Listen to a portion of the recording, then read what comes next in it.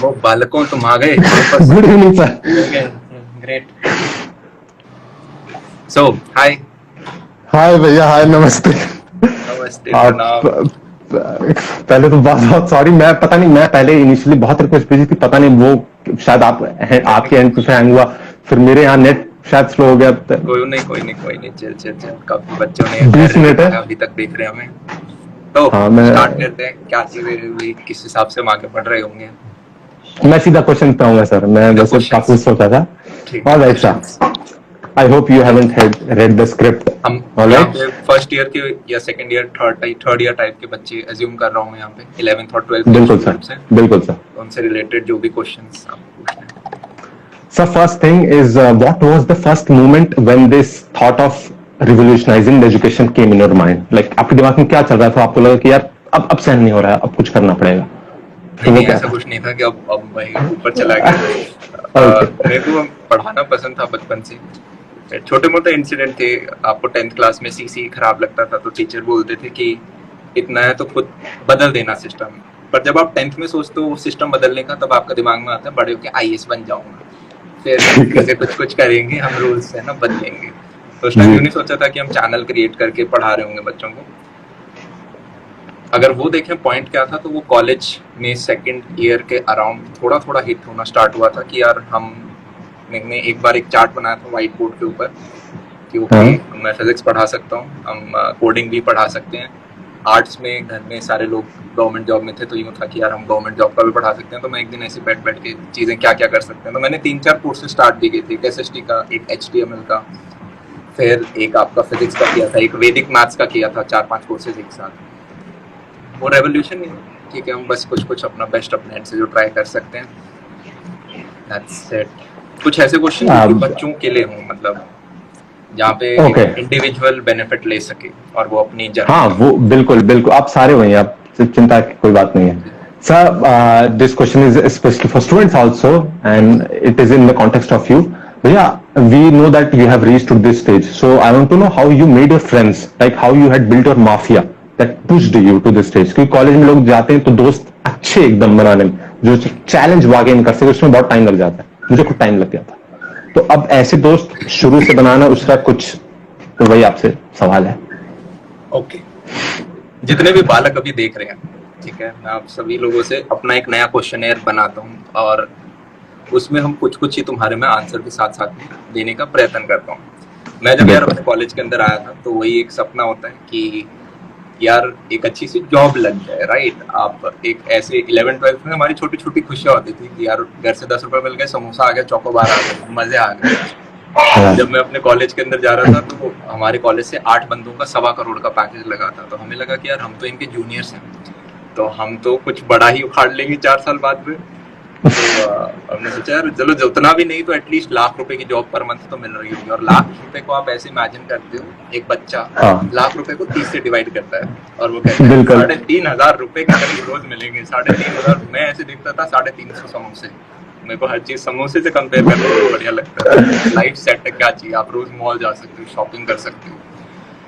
फिर आपके मतलब ऐसी ऐसी चीजें सेकंड ईयर थर्ड ईयर तक मैं सोचता था।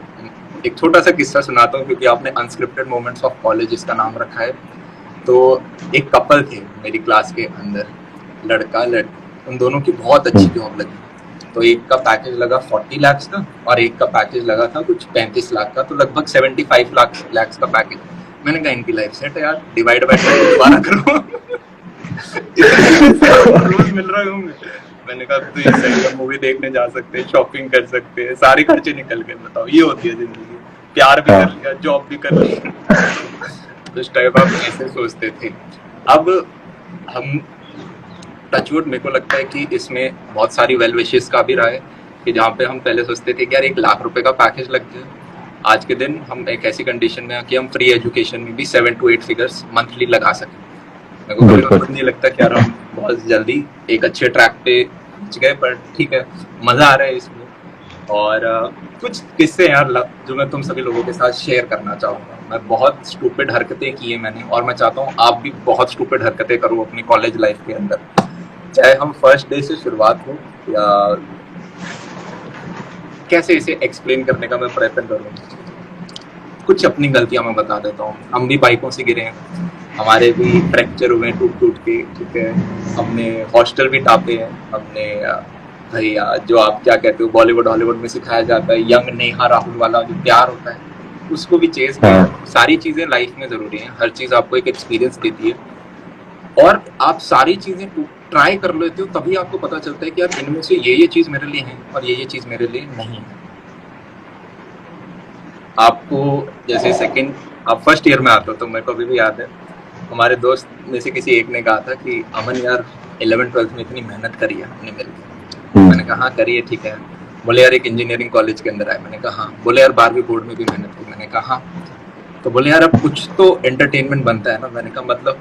तो उसने कहा यार हमारी भी गर्लफ्रेंड होनी चाहिए, कल को हम बड़े हो गए, हमारी शादियां हो जाएंगी, फिर हम किसी मॉल में मूवी देखने जाएंगे, वहाँ पे गर्लफ्रेंड बॉयफ्रेंड है, हम तो रिलेट ही नहीं कर पाएंगे यार गर्लफ्रेंड क्या होता है। मैंने कहा यार बात तो सही कह रहे हैं,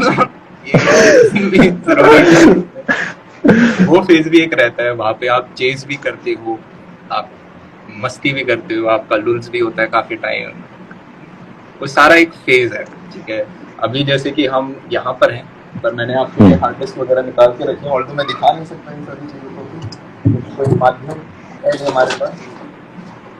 ये मेरी कॉलेज की हार्ड डिस्क है, इनके अंदर मैं क्या करता हूँ, मेरे पास मोबाइल होता था, हमेशा कुछ ना कुछ रिकॉर्ड जरूर कर लिया, कुछ फनी हो रहा है, किसी बच्चे को जीपीएल पढ़ रहा है बर्थडे के ऊपर, जॉब के ऊपर वो बेल्टों से पिट रहा है, हम एग्जाम खत्म हो गए कहीं पे घूमने जा रहे हैं, वो सारे मोमेंट्स हम रिकॉर्ड करते थे। आज के दिन वापस देखते हैं तो लगता है कि यार क्या मस्त टाइम था वो। एंड ठीक है, आप में से कुछ लोग होंगे, देखो यार तुम सबके सपने हैं कुछ, आप में से कुछ पेरेंट्स चाहते हैं कि यार आप सरकारी जॉब करो, शायद इंजीनियरिंग या जो भी आप BSc physics chemistry maths NEET medical जो भी आप पढ़ रहे होगे वो हो सकता है एक बैकअप हो या फिर आपकी मेन स्ट्रीम हो। अगर मैं 4 सालों का 5 सालों का सब कुछ समराइज करके कम से कम शब्दों में आपको समझाने की कोशिश करूं, जितना बड़ा सपना ले सकते हो उतना बड़ा सपना लो, छोटा नहीं सोचना है। कुछ मेजर गलतियां अगर मैं अपने कॉलेज की बताऊं वो ये कि फर्स्ट ईयर में मैं बहुत ज़्यादा इम्पल्सिव था, मतलब 12th तक मैं बहुत शाय बच्चा था। फर्स्ट ईयर में मैंने सोचा कि शाय का एकदम उल्टा बनना है, तो होता क्या आप एकदम से कुछ उल्टा बनने की कोशिश करते हो तो आप बहुत चीज़ें गलत करते हो।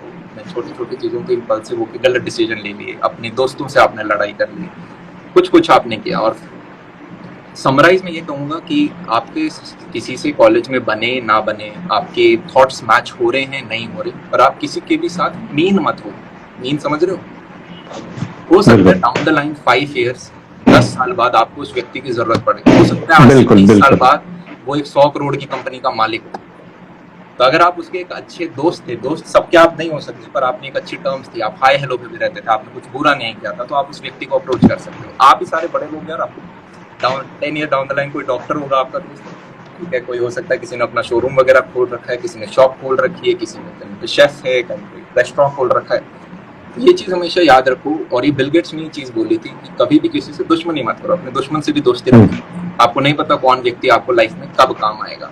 3rd ईयर में जब मैं आया, 4th ईयर में आया, तो ऐसे इनफैक्ट आज भी ऐसे क्रिंज मोमेंट्स आते हैं जब मैं सोचता हूँ अरे यार अगर मुझे 1st ईयर का अमन धत्रवाल मिल जाए, मैं ऐसे खींच के लगाऊंगा, क्या किया स्टूपिड चीज पे आप अपने दोस्तों से कैसे लड़ सकते। तो लड़ना नहीं है।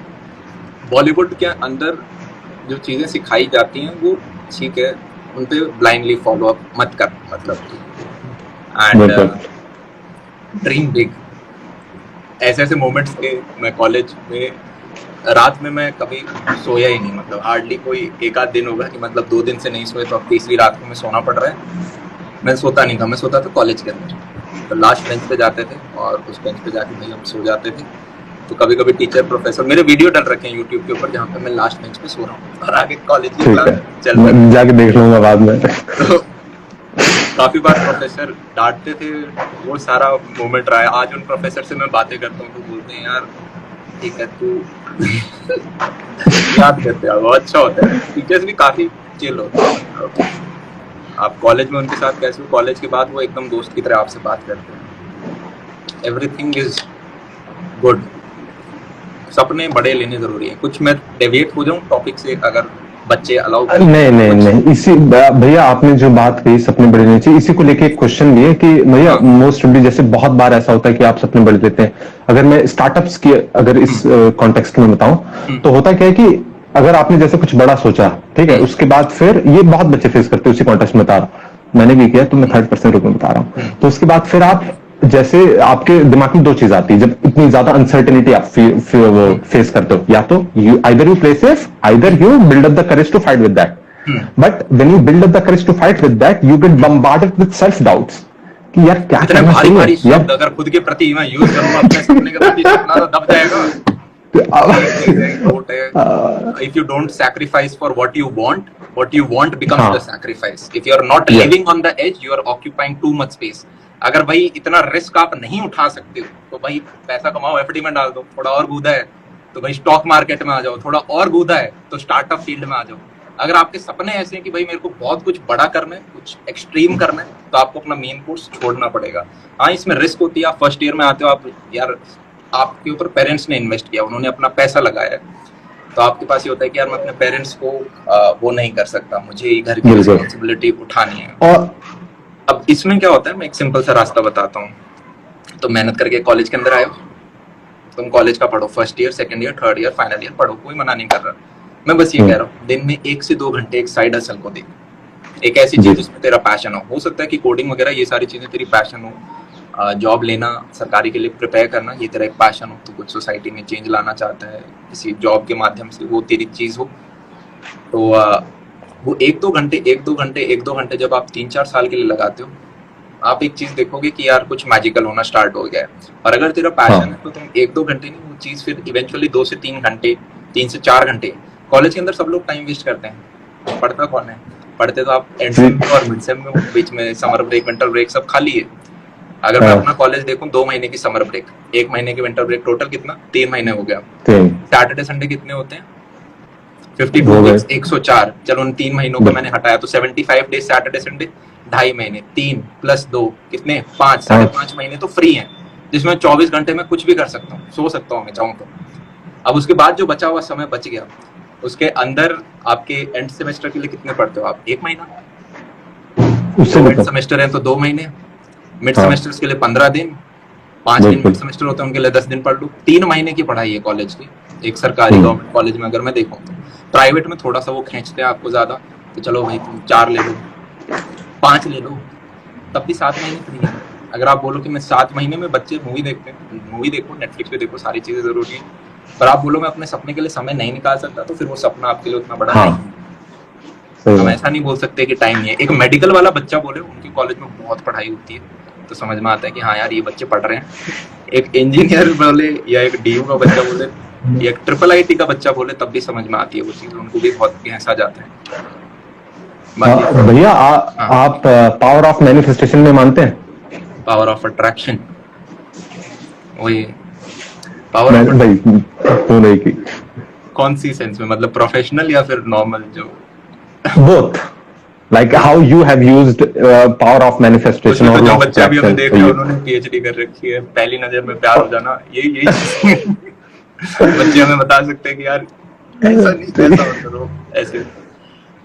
देख यार, इसमें एक सिंपल चीज ये होती है, अगर जैसे कि मैं कल ही एक बच्चे से बात कर रहा था, वो माइक्रोसॉफ्ट में उसकी जॉब लग रखी है, तो उसका लास्ट वर्किंग डे था अपनी कक्षा पे, तो मैं उसे उसके घर तक ड्रॉप करके आया। तो मैंने उससे पूछा कि क्या चीज़ तुम्हें ड्राइव करती है मेहनत करने के लिए, तो उसने मुझे कहा कि मैं पिछले 1.5-2 महीनों से अच्छे से काम कर रही थी, मैं कोर्सेज बना रही थी, तो मुझे यूँ था कि बीच में ऐसे दिन होते थे कि मन नहीं कर रहा है, तो मैं सोच लेती थी कि मैं 10 दिन बाद कहीं घूमने जाऊंगी, उसका कोई प्लान था दुबई वगैरह घूमने का, तो मैं अपने आप को इमेजिन करती थी दुबई पे मैं बैठी हुई हूँ, ठंडी ठंडी हवा चल रही है, बीच वगैरह, और ये मेरे को हेल्प करता था मेहनत करने के लिए। तो फिर उसने क्वेश्चन वापस पूछा कि ठीक है आपको क्या ड्राइव करता है? मैंने कहा मेरे को अगर 10 दिन जाना पड़ेगा तो वो 10 दिन मेरे को एंग्जाइटी हो जाएगी कि हम काम नहीं कर पाए। तो ये छोटा सा डिफरेंस है। आप खुद का काम करते हो तो उसमें आपको, आपने कभी देखा बिजनेसमैन बोल रहा है यार सैटरडे संडे आ गया, वीकेंड आ जाएगा, छुट्टी लेनी नहीं, सैटरडे संडे को बोलेगा नहीं यार तो धंधा रुक जाएगा अपना। तो वहां पे आपको जब काम में मजा आने लग जाए, पता नहीं मैं चीज क्लियर कर पा रहा हूँ या नहीं, बात समझ आ रही है मुझे। बात देख, जब तक आप फर्स्ट ईयर में हो, थोड़ा चीज इमेजिन करना। मेरे को अगर मैं फर्स्ट ईयर में होता और कोई बोलता कि यार ऐसी ऐसी चीजें हो सकती है, मैं बोलता इसके लिए हुई होंगी, सबके लिए हाँ थोड़ी ना होती सेम है। बिल्कुल। हाँ इसके लिए शायद कोई चांद सितारे सही जगह पे थे इसलिए हो गया, मेरे लिए थोड़ी ना होगा। नहीं, मैं बता देता हूँ, जिस व्यक्ति को आप देख रहे हो सकता है वो व्यक्ति थोड़ी देर बाद में मस्त निक्कर में बैठ के अपना काम कर रहा हो, वो आप जैसा ही एक व्यक्ति है। ठीक है, जैसे कि ये मेरा स्टूडियो है। अब ये पूरी बिल्डिंग जो है ये मैंने ही कंस्ट्रक्ट करवाई है। आप ऊपर चाहो तो मस्त बैठ के सो जाओ, पर मैं सोता इस रूम के अंदर ही हूँ। नीचे मैट बिछ रखी है, मैं यहीं सोना पसंद करता हूँ। मम्मी आएगी रोज ऊपर सो जा, नहीं, वही है, यही सबसे प्यारी जगह है। और ऊपर जाके मैं उतनी चीजें कर ही नहीं सकता जो इस रूम में कर सकता हूँ। तो वो आपका प्यार है। मतलब आप एक रिलेशनशिप के ऊपर जब इसको लगाने लग जाओ, समझ रहे, मान ले तू जिम जाता हो, तेरे को जिम जाना इतना पसंद है कि भाड़ में गई रिलेशनशिप बॉडी में इंपॉर्टेंट है, मेरे को ये एक्सरसाइज करना पसंद है, तुझे खाना वाना पसंद है, तो बोला भाड़ में गया रिलेशनशिप मैं इसलिए बोल रहा हूँ क्योंकि हर बंदा रिलेट कर पाता है। हाँ बिल्कुल एब्सोल्युटली। रिलेशनशिप्स आपको रोकते हैं कोई भी अच्छी चीज करने के लिए। मैं जस्ट इसलिए बोल रहा हूँ क्योंकि आप उसे रिलेट कर पाते हो। तो जब आपकी टॉप प्रायोरिटी ये हो जाती है, तब आप प्यार में पागल हो, तब आपको लैला मिल गई है, राइट बोल। और ये चीज थी, मतलब मैं कॉलेज से चाहे कोई भी चीज हो, मैं जिस चीज के पीछे पढ़ता था, मतलब पढ़ता था अच्छे से। एम्बैरेसमेंट भी होती है आज याद करते पुराने दिनों को तो, पर ठीक है, वो चीज जरूरी है। जब किसी चीज के पीछे पकड़ो तो पूरी श्रद्धा के साथ, हाँ वो शिद्दत लगा दो कि डेस्टिनी में ये चीज है अपने लिखी हुई। फिर बॉलीवुड के देवदास बन जाओ। बिल्कुल। भैया चूंकि अब हम लोग के पास ज्यादा वक्त भी है नहीं, तो मैं सीधा रैपिड फायर राउंड पे इस वक्त आने वाला ना, वो मैंने बोला था कि हमें 6 बजे तक रैप अप करना है, 6 बजे तक हम। ओके, तब बस फिर तो कोई दिक्कत नहीं। तो सर एक नया क्वेश्चन था कि where do you think Indian parents lack when it comes to pursuing entrepreneurship?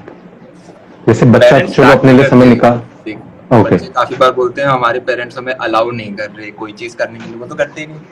मैंने अपने पेरेंट्स को पूरे कॉलेज लाइफ में बुद्धू बनाया, मम्मी अभी देख रही है, उन्हें पता है।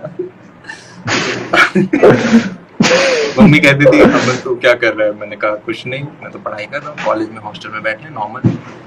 और मम्मी बोलती थी मैंने तेरा एक वीडियो देखा अभी तूने डाला, तो पूरे टाइम तो इसमें लगा देता होगा। मैंने कहा मम्मी कितनी देर का वीडियो, 10-15 मिनट का वीडियो, 10-15 मिनट लगती है बनाने में। रियलिटी उल्टी है, हर वीडियो के पीछे आपको 4-5 घंटे लगा देते हो, तो मम्मी को आप बना देते हो। एक बार मेरे को अभी भी याद है, सेकंड ईयर की बात थी, सेकंड ईयर का एंड था, और मैंने मम्मी को कहा, पापा को कहा कि पापा यूपीएससी की प्रिपरेशन कर रहे हैं। मेरे साथ एक और एक लड़का है जिसका नाम भी अमन था, उसके हमारे कॉलेज में सबसे हाईएस्ट नंबर आए थे मेंस के अंदर। हम दोनों को मिलकर यूपीएससी की प्रिपरेशन करनी, हॉस्टल में बच्चे पढ़ने नहीं देते हैं, तो ऐसा करते हैं एक साइड में अपार्टमेंट ले लेते हैं और वहाँ पे हम दोनों बैठ के दबा के पढ़ेंगे। पापा ने कहा नहीं नहीं नहीं नहीं नहीं। फिर 6-7 दिन बाद मैंने मना लिया कि चलो ठीक है। पापा को लगा वो बच्चा भी अच्छा है, ये दोनों सिंसियरली होकर पढ़ेंगे और ग्रुप में अच्छी स्टडी होती है। पापा ने ट्रांसफर करा दिया घर से सामान, उधर सेटिंग मीटिंग कर दी, मम्मी साफ कर रही है रूम, सब सेट कर दिया, और सिर्फ मेरा आया था। मैंने कहा दूसरा जो लड़का है वो शाम तक आ जाएगा। शाम को मैं पापा को कॉल करता, पापा जो दूसरा लड़का था उसने तो गच्चा दे दिया, वो तो मना कर रहा है कि मैं नहीं आ रहा। अब एडवांस दे चुके हैं उस प्रॉपर्टी का 2 महीने का। अब पापा बोल रहे कैसे नालायक दोस्त है तुम्हारे, लास्ट मोमेंट पे ऐसे कौन जाता है, एकदम तुम भी तुम्हारे दोस्त भी सब खराब है। मैंने कहा ठीक है सुन लेते हैं, 1 घंटे का लेक्चर है, पर अपने को कमरा मिल गया। वो कमरा मिलते ही फिर वहाँ पे हम फुल टाइम स्टार्ट हो सके। धीरे धीरे उस कमरे को स्टूडियो बनाया। वहाँ से आइडिया है कि अच्छा यार मेरे को स्टूडियो की जरूरत है, तो बहुत सारे लोगों को स्टूडियो की जरूरत होगी। फिर हमने बीकानेर सिक्कर में जाके लोगों को स्टूडियो बनाए, इक्विपमेंट्स के, वहाँ पे आपका मार्जिन बहुत होता है। उधर से मेरा मेन कैपिटल फर्स्ट मोटा हम क्या वो आया। तो आप थोड़ी सी रिस्क उठाते हो कि चलो ठीक है, पेरेंट्स से झूठ बोलते हैं थोड़ा सा। मैं कह नहीं रहा जाके पापा मम्मी को बिल्कुल बनाना स्टार्ट कर देंगे, मैं ये बोल रहा हूँ कि मेरे पेरेंट्स भी अलाउ नहीं करते। फिर क्या होता है, धीरे धीरे आप उन्हें कैपिटल दिखाना स्टार्ट करो। जैसे कि आज भी मेरे को याद है, पेरेंट्स ने मेरे से 2-3 बार ऑप्शन पूछा था, चॉइसेस दी थी। एक तो जब हम 11th क्लास में थे तो पापा ने पूछा था, मैं स्पोर्ट्स में बहुत ज़्यादा था, 6 साल लॉन टेनिस खेला था, तो पापा ने 11वीं में कहा बेटा स्पोर्ट्स खेलना है या साइंस लेनी है। मैंने कहा पापा स्पोर्ट्स खेलना है। पापा ने कहा ठीक है बेटा साइंस ले लो। फिर साइंस लेने के बाद 12वीं में मेरे पास ऑप्शन था आपका हिंदू कॉलेज और NSIT के बीच में। पापा ने पूछा कौन सा लेगा। मैंने कहा पापा हिंदू कॉलेज जाना है। मैंने देखी थी रॉक स्टार मूवी, उधर आसपास शूट हुई थी, बहुत चिल लाइफ होती है ड्यू वालों की। मैंने कहा पापा हिंदू कॉलेज जाना है, यूपीएससी निकालने वहाँ जाना है। पापा ने कहा ठीक है बेटा NSIT चले जाओ। चॉइस दी जाती है पर होती नहीं। फिर दोबारा थर्ड ईयर में मैंने पापा को बोला कि पापा एक तो है UPSC वगैरह, एक है कि मैं अपना प्राइवेट काम खुद करना चाहता हूँ। प्लेसमेंट तो मैंने खुद ही रिजेक्ट कर दी थी, ये नहीं लेनी। तो पापा ने कहा ठीक है बेटा तो क्या करना चाहते हो? मैंने कहा पापा प्राइवेट सेक्टर एक्सप्लोर करना है, UPSC करो। तो मैं एक UPSC करने भी लग गया था। फिर तनिष्क था, उसने थोड़ी सी हेल्प करी उस केस में। तो मैं आया रूम में, मुझे अभी भी याद है उस दिन, और तनिष्क बोलता तेरे को तो पापा का अच्छा बच्चा बनना है ना, तूने तो हाँ बोल दिया होगा। पापा ने कहा UPSC कर, तो तूने कह दिया होगा अच्छा बनने के लिए कि हाँ चलो ये UPSC कर लेंगे। मैंने कहा हाँ। उसके पता नहीं क्या माता चढ़ी, वो गया बुलाता हुआ बाहर ड्राइंग वाले रूम में होता है ना, जहाँ पे आगे डाइनिंग टेबल होती है, माँ बाप बैठे होते हैं, पापा बैठे। भाई वो जाके वहाँ बोला पापा आप भैया का करियर बर्बाद कर रहे हो। अब जब आप शब्द बोल देते हो तो भाई पेरेंट्स को भी एक बार लगा कहीं बर्बाद तो नहीं कर रहे, सुन लेते हैं। उनके वहां से एक क्लिक हुई, वो सोचना दोबारा स्टार्ट हुए। 2-3 दिन मेरे को फिर और लगे, हमने मना लिया। पापा ने कहा चल ठीक है कितना समय चाहिए? मैंने कहा पापा UPSC की तो उम्र बहुत ज्यादा है देने, हमारे घर में सबने दिए, अगर मेरे भाइयों ने निकाल लिया, मैं तो उनसे स्मार्ट ही हूँ, कर लेंगे बाद में, 2 साल बाद करते हैं, अभी पहले प्राइवेट एक्सप्लोर करते हैं। तो पापा ने कहा ठीक है 2 साल ले लो। एक यहाँ से आपको हर चीज आप सीखने जाते हैं, अपने आप को हमेशा एक डेडलाइन दो, यार मैं ये काम करूंगा, पर मैं ऐसा नहीं कि पागलों की तरह जिंदगी लगा दूं। अगर ये सक्सेसफुल नहीं है तो यहाँ पे मेरा एग्जिट है। जिस काम को आप स्टार्ट कर रहे हो उसकी आपको एग्जिट पता होनी चाहिए कि मैं एग्जिट कैसे करूंगा। ये आपको पता है तो जर्नी बहुत स्टार्ट हो जाती है। ये सेम चीज आपकी ओरेटर में भी, अगर कोई पब्लिक स्पीकिंग के अंदर है, आपको कहीं भी सेमिनार लेना है, हम कोई भी स्क्रिप्ट नहीं बनाते हैं, आपको एक स्टार्टिंग पॉइंट पता होता है, आपको अपना एंडिंग पॉइंट पता होता है, और बीच की जर्नी आपकी खुद की होती है, तो आप बस बनाए। उसी चीज को बोल रहे हो, आपको ऑलरेडी पता है। सेम चीज करियर में भी। तो फर्स्ट ईयर में कुछ गोल था मेरा कि चलो ठीक है प्लेसमेंट नहीं उठाएंगे तो by the end of the year मेरे पास बैंक बैलेंस इतना होना चाहिए। लकीली टचवुड हम उस बैंक बैलेंस से मल्टीपल टाइम्स कर चुके थे। तो मैंने कहा सही है, ये बढ़िया चीज। फिर हमने फर्स्ट ईयर भी उस चीज पे मेहनत करी, वो नंबर जो सोची थी उससे हम बड़े जा पाए। होता क्या है कि एक व्यक्ति ने बोला है अगर आपको चैरिटी आपको करनी है तो आपको पहले खुद रिच होना जरूरी है। आपके पास पैसा होगा तभी आप उसको लगा सकते हो। आप 2 लोगों को हायर कर सकते हो, 2 लोग पढ़ा सकते हैं। पहले मुझे लगता था मैं ही सब पढ़ा दूंगा, बुद्धू बच्चा जो 2nd-3rd ईयर में होता है इम्पल्सिव, यार मैं हिस्ट्री में पढ़ा दूंगा, मैं HTML पढ़। फिर धीरे धीरे समझ में आप नहीं पढ़ा सकते सारी चीजें, आपको लोगों को टीम में जोड़ना पड़ेगा। एक और चीज आपको यार डाउन द लाइन बीच में फील होगी कि आप जो काम करते हो वो आप ही सबसे अच्छा करते हो। इट्स लाइक एज्यूम करो किचन में गए, आपकी मम्मी खाना बनाती है, आप बीच में आओगे ना मैं रोटी बनाने, रोटी बनाएगा खराब कर देगा सब कुछ। वैसे ही आप ट्रस्ट बहुत धीरे धीरे होता है। पर शायद कुछ लोग होंगे जो कि रोटी अच्छी बना सकते हैं आपसे, तो आप उन बंदों को लेके आओ अगर आपके पास पोटेंशियल है, कैपिटल है, और फिर आप और तेज आगे बढ़ सकते हो। दूसरी चीज, अगर आपके पास एक आज के दिन 2 रुपए नहीं चाहिए, आपकी जेब में चाहे 2 रुपए ना हो, आप बिजनेस खड़ा कर सकते हो, आप स्टार्टअप स्टार्ट कर सकते हो, आप सोलोप्reneur बन सकते हो, आप खुद का काम कर सकते हो। ठीक है, मेरे पापा के पास पैसे नहीं थे, कहीं वहां से उठा के हम यहाँ पर डाल दें। पर आज के दिन आप 2nd ईयर में हो, 3rd ईयर में हो, आपके पास कोई ऐसी चीज है जिसके लिए मैं आपको 5,000 रुपए, कोई स्किल है आपके पास, वो चीज बहुत इंपॉर्टेंट है। अगर आपके पास स्किल नहीं है तो आपको कभी भी करके निकाल दें, या फिर आपको खुद पे कभी भी कॉन्फिडेंस नहीं होगा, यार प्लेसमेंट तो शायद तुक्के से निकल गई, मैं पता नहीं ऑफ कैंपस निकाल पाऊंगा या नहीं निकाल पाऊंगा, यार कल को मैंने ये चीज छोड़ के 1 साल खुद पे काम किया, दोबारा मेरे को कोई जॉब देगा नहीं देगा, तो उस टाइम आपके अंदर इतना गुदा हो, नहीं देगा तो भाई काट करके दोबारा IIM में घुस जाएंगे, क्या होगा, जॉब ही तो नहीं देंगे, काट दे देंगे, क्या होगा, सरकारी दे देंगे। पर इतनी करेज आप अगर रखोगे तो फिर नेचर भी देखता है कि यार किस बंदे में ज्यादा भूख है, कौन ज्यादा प्यास है, कौन है, और चीजें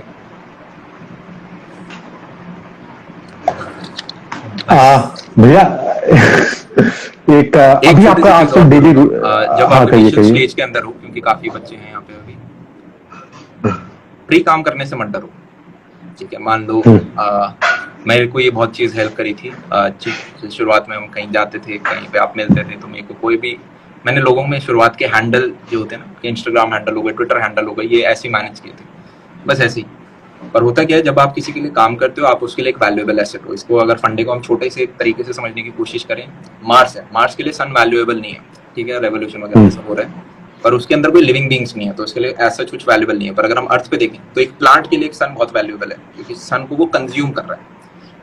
क्या वो प्लांट किसी के लिए वैल्यूएबल है? हाँ, वो प्लांट किसी एनिमल के लिए वैल्यूएबल है, क्योंकि एनिमल्स प्लांट को कंज्यूम करते हैं।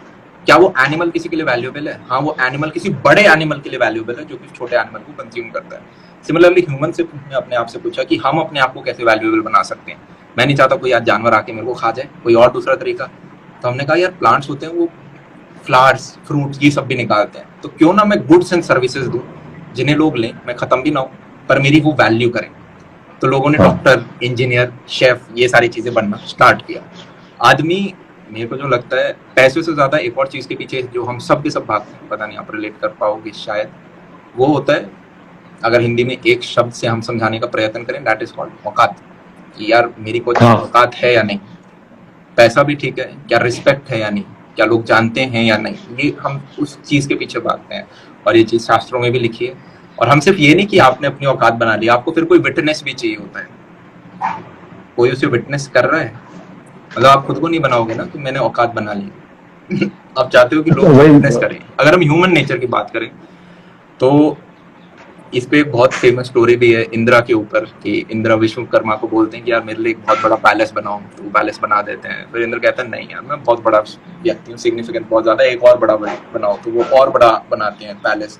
वो कहता है मजा नहीं है, और बड़ा, वो और बड़ा पैलेस बनाते हैं, फिर वो और बड़ा पैलेस बनाते हैं। आपने देखा होगा साउथ में काफी टेम्पल्स हैं, एक के पीछे बड़ा टेम्पल, सेम फिर उससे बड़ा टेम्पल, तो स्टोरी को डिपिक्ट करते हैं वो। तो फिर एक दिन विश्वकर्मा बोला यार ये तो रुकेगा नहीं, ऐसा दिमाग खराब हो जाएगा, बड़े करना क्या बना गए तुम्हें। तो वो विष्णु जी के पास गए, उन्होंने कहा कि यार समझाओ। तो विष्णु जी एक बालक का अवतार लेके आए और इंद्र जी को आके बोले कि यार इंद्र तुम्हारा पैलेस तो ठीक है, पर जो तुम्हारे से पहले इंद्र थे ना उनका पैलेस बहुत बड़ा था। तो इंद्र ने कहा मुझे से पहले, मुझे तो लगा मैं ही हूँ किंग ऑफ ऑल गॉड्स, तुम्हारे पहले भी थे, तुम्हारे बाद में भी आएंगे।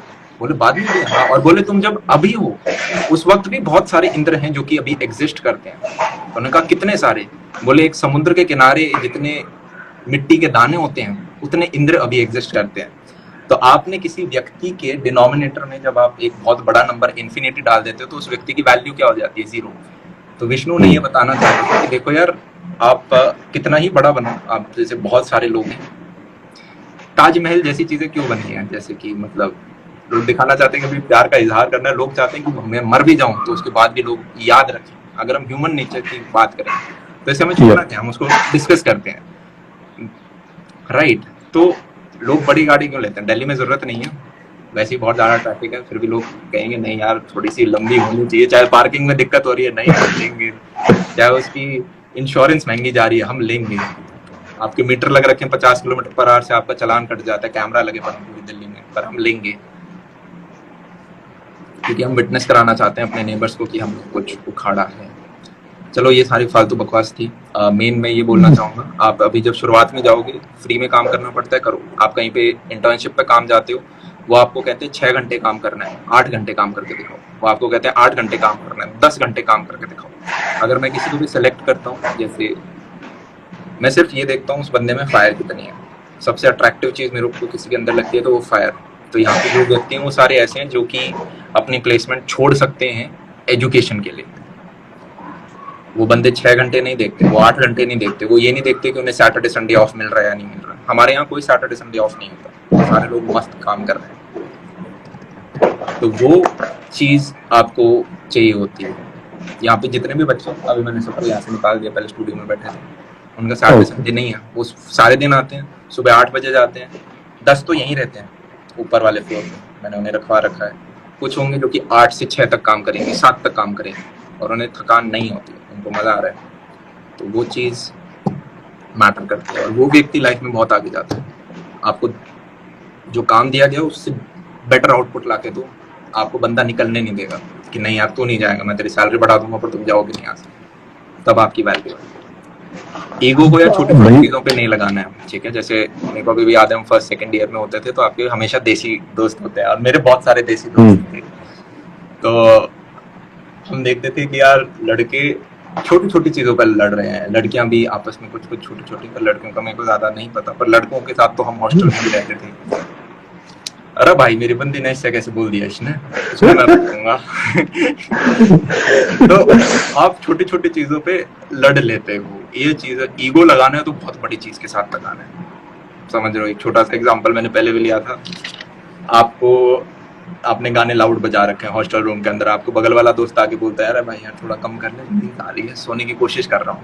तो आपके पास दो ऑप्शन होते हैं, पहला अरे नहीं करता, अपने कमरे में बजा रहा हूँ, तेरे कमरे में आके बजा रहा हूँ, नहीं करता मैं। पहला ऑप्शन है ये। दूसरा ऑप्शन है कि आप तो ठीक है यार मैं कम कर लेता हूँ। तो आप किसी को 100 ग्राम रिस्पेक्ट दोगे, ये उसूल है, अगली बार वो व्यक्ति आपको 300 ग्राम रिस्पेक्ट देगा।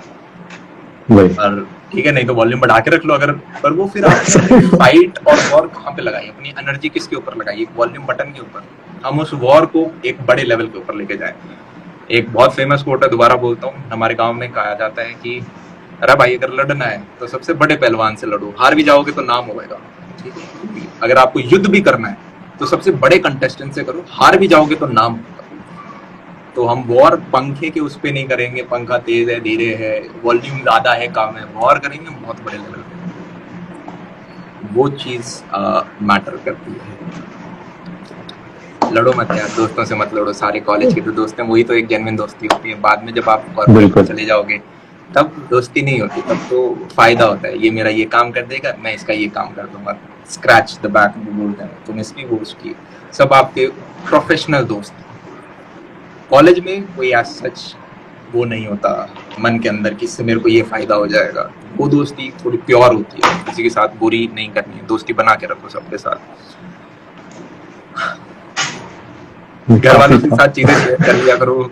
जैसे मेरे को अभी भी याद है, मैं एक बार अपने दोस्त को बाइक सिखाया था, मेरे को अच्छा लगता था गाड़ियाँ, बाइक चलाना ये बहुत पसंद है मुझे, बचपन से मामा जी ने ये सारी चीजें कराई। तो दोस्त होते हैं हॉस्टल में, किसी को नहीं आती तो हम कहते हैं अरे आ यार तेरे को सिखाते हैं बाइक वाइक, कुछ नहीं, बहुत सिंपल चीज है। तो वो अमन ही लड़का था दोबारा, ठीक है, जो कि जिसके साथ मेरा पार्टनर बनने वाला था। तो मैंने उसे आगे बाइक पे बैठाया और चलाते चलाते उसने एकदम से ब्रेक मार दिया, जैसे साइकिल हो, जैसे साइकिल पे मार देता वो बाइक एकदम से खड़ी हो गई, हम आगे गिरे, कैंटीन के आगे सबके सामने बेइज्जती करा दी कॉलेज के आगे उसने।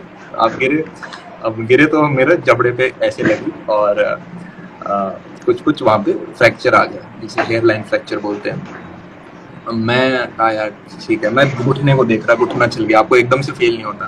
फिर मैं अपने कमरे में आके सो गया, सुबह उठ रहा हूँ तो भाई ये सूजा हुआ है और मैं चबाई नहीं जा रही चीज। मैंने कहा यार शायद लग गया होगा तो इसलिए सूज गया होगा। अब मैं घर पे किसी को नहीं बता रहा। मम्मी कह रही अमन यार वो सैटरडे संडे हो गया, घर को आएगा? मैंने कहा मैं नहीं आ रहा, बहुत पढ़ाई करनी है अभी, तो अभी नहीं आ सकते, अभी सूझ। तो फिर देखा, रात तक पता चला कि यार दर्द बढ़ता जा रहा है। तो मैंने डॉक्टर को देखा, उन्होंने कहा फ्रैक्चर है। तो मैंने कहा ठीक है यार फ्रैक्चर है, तो सरकारी हॉस्पिटल में ले गए स्कूल वाले, कॉलेज की एम्बुलेंस की, वापस ले आए, हम वहीं पे बैठे हैं। मैं कहा यार घर वालों को नहीं बताना, बाइक ले जाएंगे और बाइक तो दे नहीं सकते। पर आप क्या होता है फाइट के बाद फिर ठीक है आपको बताना पड़ा, क्योंकि वो इतनी जल्दी तो ठीक होता नहीं।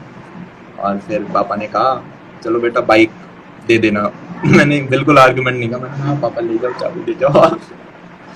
ठीक है। तो बचपन से पापा कहते थे बाइक मत चलाओ, लग जाएगी, हम नहीं मानते, फिर गिर जाते हैं। तो फिर मैंने कहा पापा गाड़ी अच्छी है, 4 व्हीलर अच्छी है, तो मैं खुद ही नहीं चलाता, डर लगता है। भैया अब हम लोग सीधा रैपिड फायर पे मूव करते हैं। हाँ रैपिड फायर, ठीक है। 6 मिनट एकदम परफेक्ट। तो इसमें कुछ सिंपल क्वेश्चन है, उसमें एक वर्ड या एक सेंटेंस में जिसको आप जैसा जवाब लगे आप उस तरह से दे दीजिए। First is favourite entrepreneur.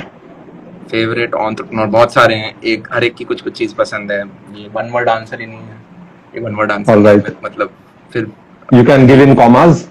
हाँ मेरे को यार बहुत सारे फाउंडर पसंद हैं, ग्रो के फाउंडर पसंद हैं, मेरे को मुंजाल जी भी बहुत पसंद हैं, ये दो काफी अच्छे लगते हैं मेरे को, काफी रैपिड ग्रोथ हुई इन दोनों की। और फेवरेट यूट्यूबर। फेवरेट यूट्यूबर, ये तो डोमेन बहुत सारे डोमेन्स हो गए ये तो। फिर भी मेरा जो फेवरेट है, जिसकी वजह से मैंने यूट्यूब स्टार्ट किया था आज से 5 साल पहले, वो थे जैद अली खान। तो वो कॉमेडी ब्लॉग बनाते थे एंड पुराने हैं यूट्यूबर, आज के दिन उतना नहीं करते, पर उस टाइम मेरे को वो चीज़ देख के मैं फर्स्ट टाइम यूट्यूब से कनेक्ट हुआ था। फिर मैंने देखा कॉमेडी तो अपने से नहीं होगी, अपन बना सकते हैं। वो मेरे को बेस्ट यूट्यूबर लगता है। Your role model. मेरे रोल मॉडल पापा, मतलब आपके पेरेंट्स होते हैं जिन्होंने काफी आपके लिए मेहनत की होती है। बस बाकी रोल मॉडल्स यार आपको हर जगह मिलते हैं। अगर आप हाँ मतलब आप एक रोल मॉडल हो ही नहीं सकता, आप बहुत सारे बिल्कुल। होते हैं। आप कोई किताब पढ़ते हो वो ऑथर आपका रोल मॉडल हो सकता है। आप फिटनेस में हो सकता है ऋतिक रोशन आपके रोल मॉडल हो, वर्क एथिक में आपका रोल मॉडल कोई और हो, रिस्क टेकिंग कैपेबिलिटी में कोई और हो, तो हर सेगमेंट में अलग अलग। Favourite book? फेवरेट बुक ये भी बहुत सारी। फेवरेट बुक ये तो बहुत ही टफ हो गया। कोई किस डोमेन में, मतलब हम हर डोमेन की एक एक किताब बोल सकते Self हैं। help. बाकी मैं एक किस्सा बता देता हूँ बुक के ऊपर। मैं डीपीएस हसनगंज में था 9th-10th क्लास के अंदर, और मैं हैरी पॉटर पढ़ रहा था हिंदी में। वो मेरे को बहुत अच्छी लग रही थी, ठीक। पता नहीं क्यों। तो उसके गॉबलेट ऑफ फायर था, और उसको हिंदी में आप कुछ बोलते हो पत्थर आग का कुछ टाइप। और भाई वो डीपीएस वसंत कुंज वाले बच्चे वो बोल रहे भाई ये हिंदी में नॉवल पढ़ रहा है, मेरा दिमाग खराब हो रहा है। भाई मेरे को अच्छी लग रही है इसलिए पढ़ रहा हूँ, गवार नहीं हुए। बच्चे 9th में जो था। मेरे को फिक्शन में हैरी पॉटर बहुत अच्छी लगी थी, और बाकी जितनी भी किताब होती हैं वो पर्सनालिटी डेवलपमेंट टाइप होती हैं। बाकी अब मैं बोलूँगा किताब से भी और तेज ऑडियो बुक्स हैं। ऑडियो बुक्स में बहुत पढ़ता हूँ, आपकी 5-6 घंटे के अंदर किताब निपट जाती है, आप उसको रिवाइज कर सकते हो 5-6 घंटे के अंदर दोबारा। पॉडकास्ट बहुत अच्छी लगती है मुझे, आपको 5 से 10 मिनट के अंदर एक अच्छा मैसेज दे सकती हैं, आधे 1 घंटे के अंदर एक अच्छा मैसेज दे सकती हैं। हम सबके पास आज के दिन समय बहुत कम है, तो डेटा को सबसे फास्ट कंज्यूम करने का तरीका ऑडियो बुक्स, पॉडकास्ट। ओके, 2 और हैं बस, उसके बाद फिर will wrap it up. What do you think is your biggest weakness? Biggest weakness हर साल बदल रही थी। फर्स्ट सेकंड ईयर में आई गेस ये थी कि मैं इम्पल्सिव बहुत ज़्यादा था, मैं बहुत जल्दी रिएक्ट कर देता था। अब फाइनल ईयर के बाद ये थी कि मेरे को ट्रस्ट इश्यूज बहुत होते थे कि क्या ये काम मैं किसी और के साथ शेयर करूं, क्या वो अच्छे से कर पाएंगे, क्या उनका सेम विजन ड्रीम है। और ऐसे वीकनेस देखोगे तो कभी कभी मैं मीटिंग्स में लेट हो जाता हूँ, टाइम पे नहीं। मैं तो काफी लेट हो गया आज। Okay. That brings me to the last question. One thing that you somewhat liked about this conversation? Somehow liked about this. ये कोई रैपिड फायर है, सिंगल वर्ड है ही नहीं ये आंसर। सेंटेंस में दे दीजिए, इसके बाद रैपिड। बहुत अच्छा लगता है जब भी मेरी मतलब सेकंड हॉबी आप बोल सकते हो लोगों के साथ इंटरेक्शन करना। तो काफी सारे बच्चे मिलते हैं, तो बस मतलब ये तो महफिल सेट हो गई है। तो कोई भी मेरे को क्वेश्चंस अच्छे लगते हैं, चाहे ये हो कोई भी हो। मेरे को सेमिनार्स बहुत पसंद है, वेबिनार्स बहुत पसंद है। तो मैं इनफैक्ट सुबह स्टोरी डाल रहा था कि यार इस फलाना कॉलेज का ये है, तो मैं स्टोरी डाल रहा था, तभी पीछे जो बच्चे बोल रहे थे मैंने उनसे पूछा यार ये पेड प्रमोशन तो नहीं लग रहा तुम्हें? तो बोले आपने पैसे नहीं लिए? मैंने कहा मैंने नहीं लिया। तो वो बोले अरे आप किसी कॉलेज का नाम लोगे तो लगेगा आपने पैसे लिए। तो मैंने कहा रुको रुको सारी चीजें ठीक करनी पड़ेगी। तो मेरे को सारे सेमिनार्स पसंद हैं, बच्चों के साथ इंटरेक्ट करना।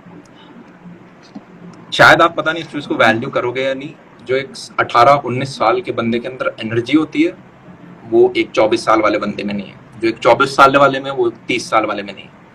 मतलब बिल्कुल वो चीज बहुत प्योर है। मतलब मैं जब एक बच्चे से बात करता हूँ उसकी आप आंसर सुनोगे यूं लगता है कि भाई साहब ये विजन किसी टाइम में हमारा था।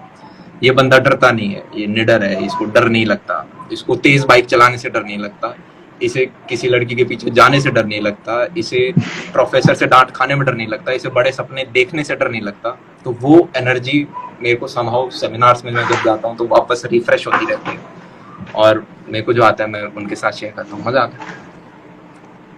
That's all भैया, thank you so much for being here. मैं एक चीज जाने से पहले कहना चाहूंगा कि पहले तो मैं माफी चाहता हूँ कि पता नहीं किसी वजह से लेट हो गया।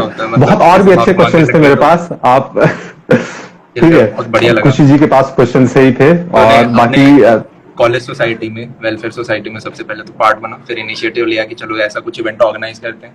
एक्स्ट्रा एफर्ट लिए किसी क्रिएटर्स, और भी मैंने देखा तुमने बहुत सारे क्रिएटर्स, आर्टिस्ट, म्यूजिक, डांस में बुला रखे हैं, तो एक एक्स्ट्रा एफर्ट है जो तुमने पुट किया है, और एंजॉय सब कर रहे हैं उसे। सॉरी होने की तो कोई बात ही नहीं। Thank you sir, thank you Khushi ma'am and Ashutosh and all the team of UNYC, Anmol, Swati, Anju, Ashish, Kartik, everyone for making this happen. Thank you भैया। चलो ठीक है, बाय बाय, टेक केयर यार, सी या, बाय, जाओ फोड़ो, take care, all the best. बिल्कुल, शुक्रिया भैया।